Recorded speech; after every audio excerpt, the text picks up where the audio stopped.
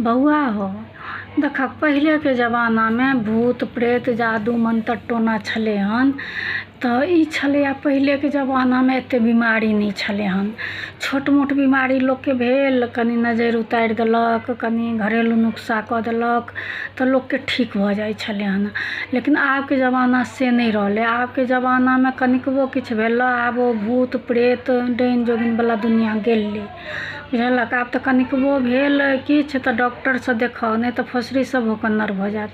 आइ देखक नेहा दीदी के आइ हुनकर बड़ के 2 साल से तबियत खराब छलन। 2 साल से ओ सबके डाइन कहै छलखिन, ओकरा से लड़लथि ओकरा से लड़लथि जे डाइन फलना डाइन छै चिलना डाइन छै, हमरा घरवाला के कह देने है।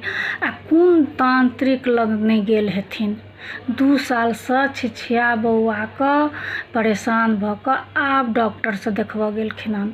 ओ तो बुझ जे बेटा के ऑफिस के तरफ से मेडिक्लेम छन तै दुआरे, नहीं तो ओझा के की हाल होतन। ओते पैसा कत से अबतन जे इलाज करेबतथिन।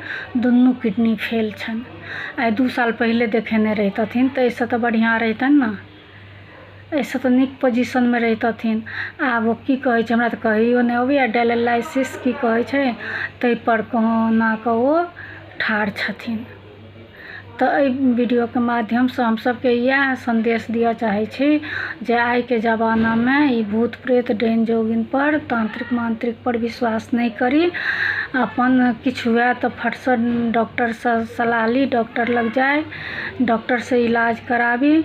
अगर किनको इस पर विश्वास अछि तो डॉक्टर से दवाई करबैत सलाह लैत तकर बाद में अपन साइड से अपन से तांत्रिक मांत्रिक से देखाओ जे अंधविश्वासी छी जिनका विश्वास है से।